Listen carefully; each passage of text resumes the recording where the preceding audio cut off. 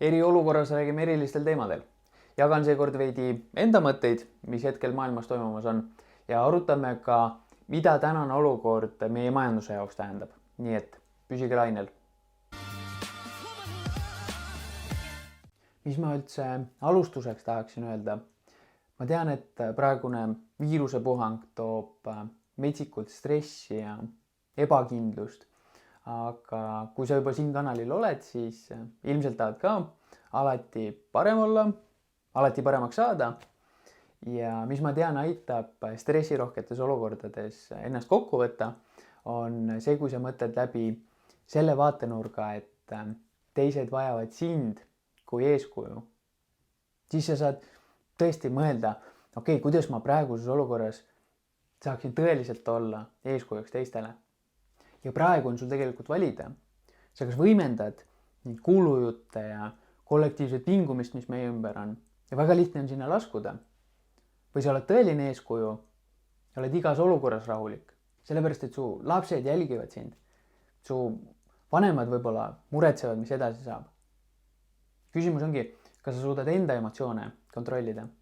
Mõeldagi veidi läbi, kuidas ma saaksin teisi toetada, olla abiks. Kellele ma peaksin helistama, enda tuge pakkuma või kuidas ma saaksin enda perekonnale rohkem kindlustunnet anda. Aga ütlen, see ei ole lihtne alati ennast kontrollida.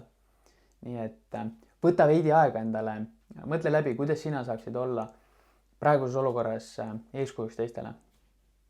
Ja teiseks tahtsin veidi rääkida praeguse olukorra mõjust majandusele. Ma olin eile maal vanemate juures külas ja nägin esimest korda täispikkusest telekast praeguseid uudiseid ja ma usaldan valitud samme ja meetmeid, mis on kehtestatud praegu viiruse leviku tõkestamiseks. Siin ma ei hakka üldse rääkima, aga ma olin üllatunud, et terve saate jooksul ei räägitud kordagi, mis toimub majanduses. No võib-olla, mis on riigipoolsed meetmed majanduse leevendamiseks, aga ka mida me saaksime ise teha. Ma näen, et siin oleks küll oluline dialoogi pidada, sest kui reaalmajandust vaadata, siis inimeste tööl käimine, igapäevaelu on häiritud, igasugune liikumine on häiritud. Muidugi see paneb ettevõtete rahavoogudele korraliku paugu. Spordisaalid on suletud, turism on kadunud, üritused jäetakse ära. Jaekaubandus on, kes ei suuda ostjaid ära teenindada, on nii palju tööd, aga terved sektorid on ju põhimõtteliselt pausile pandud. Kui nüüd rahavood tõmbuvad sedasi kokku, siis on küsimus, kui suur on mõju ja kui pikalt on meie ettevõtetel reserve, et maksta palgad, maksta laenumaksed, maksta arved teistele ettevõtetele. Ja siit tulebki, miks mõju majandusele nii laiapõhjaline on. Cashflow kaob ära, ettevõtjad ehmatavad ära, lõigatakse kohe turunduskulud ära. Igasugune äriarendus jäetakse katki. Ja nii lähebki business to business ettevõtetel keerulisemaks ja nii edasi. Ma olen päris paljudest ettevõtetest uurinud, et mis sentiment teil kontoris või siis kodukontoris pigem on ja on näha, et ees ootavad kõigi jaoks rasked ajad. Aga mõtlesin, mida me saaksime ise teha, et majandust toetada.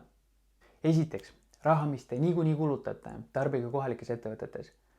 Suurtel kontsernidel, rahvusvahelistel ettevõtetel, neil cash positsiooni on, et torm vastu pidada.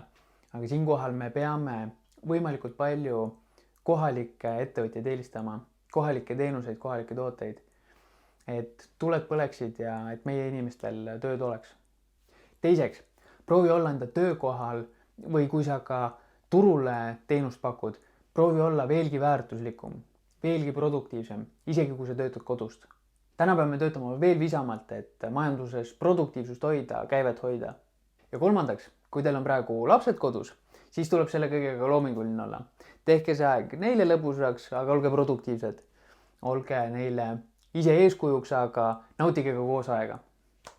Peaasi, et me rahulikuks jääme ja keset uut reaalsust, keset stressi mingisuguse kaebamisega kaasa ei lähe. Hoidke ennast ja enda tervist. Proovin siin lähipäevadel võib-olla ka kinnisvaraturgude, finantsturgude kohta saate teha. Vaatame, mis siin nädala algusega juhtub, aga näeme igal juhul jälle seniks olge terved.